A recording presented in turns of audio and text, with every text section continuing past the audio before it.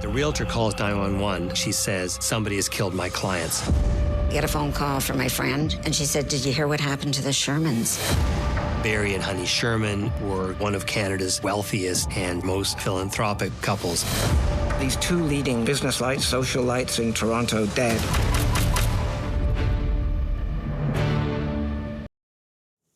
Well, that was a sneak peek from the new Crave original true crime series, Billionaire Murders, exploring the unsolved murders of Canadian billionaire couple Barry and Honey Sherman. Here to tell us more about this shocking case is the series' executive producer, who is one of Canada's leading investigative journalists, Kevin Donovan. Welcome back to The Social. Thanks for having me on. Okay, so Kevin, as we saw from that clip, in 2017, these billionaire philanthropists, Barry and Honey Sherman, they were found dead in their Toronto home. And it literally was, everyone was talking about this story. Like a bomb went off. A bomb went off. And since then, there have been several podcasts. You wrote a book, and now this series. Why do you think there's been such intense public interest surrounding this story? I think two reasons. One, who the people were, a billionaire, philanthropists, very important in our community. Barry founded Apotex, a major generic drug firm. Everybody's probably used some Apotex product at some point. The other thing is it's a whodunit. We don't know who did it. The police have a theory. I have a theory. The case is not closed. And it's a natural human desire to find an answer. So if anybody recalls how the story played out, initially Toronto police called this a murder-suicide. And then there was a lot of things that happened, and they eventually recanted and then said this is a double murder. So what the heck happened? How did they get this so wrong? Why was this investigation so flawed? Yeah, that's a great question. I mean, in the documentary, you'll actually see images that will look exactly like the crime scene. We've recreated it. And you'll look at it and you'll say, there's no way police could get this wrong, but they did.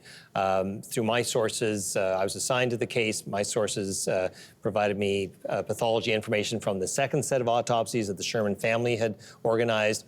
And that caused me to do a story which caused the police to change their depiction of it into being a targeted double murder. And interestingly, the police say both Barry and Honey were targeted. Wow. So you were here in 2019 to talk about your book by the same name. And since then, you have continued your investigation. You have continued to look for more clues, to talk to more people. So what is new in that time since 2019 that we're going to find out in the series? Yeah, since the book came out, I've been going to court to get access to police documents that detail things that we were just discussing, how the bodies were found, and I've learned about a lot of the police missteps. I've also learned about some of the theories about the case and what may have happened to them. So a lot more information. Certainly another book's worth has come out since 2019. Wow. You mentioned the bodies and the way that they were found. And that is one of the most fascinating details about this case. I don't know if everyone knows this, but they were found in a particular position nearby the pool. And the way that they seemed to be posed also mimicked a sculpture that they had in their house. And so there was some connection drawn there. You believe, in part to do with the way that they were found, that there were actually two people who did this job. Can you talk a little bit about that? So the way the bodies are found, they're in a seated position with belts holding them by the neck up against a railing in their indoor pool in the basement. It's as far as you can get from the front door as possible in this 12,000 square foot home. The sculptures you refer to are in the next room. They're life-size sculptures made from fancy garbage, if you will. The legs of these mannequins are, for example, part of a skateboard, and but they're clearly male and female. The male's legs are crossed one over the other. Barry's legs are crossed one over the other. And just the way they're positioned leads me to believe that somebody was using that to make this tableau. So the Shermans had 4 adult children, and we know that in 2022, one of the kids, Jonathan, he actually offered a $25 million or additional $25 million as a reward for any information on the killing of his parents. One of their daughters, Alex, so she separately put out pleas for information as well. What is the state or the status of the siblings' relationship today? Well, it's not good. These are not, it's not a family that's sitting down to Sunday dinners. As I've reported, Alexandra, according to Jonathan, believes that he had something to do with the murders. I've interviewed Jonathan. He says absolutely not. He says only I know for sure that I didn't do it. I'm completely innocent of this. It's a bit of a succession battle between the two of them, where both want to have control over the empire. I think the daughter is winning.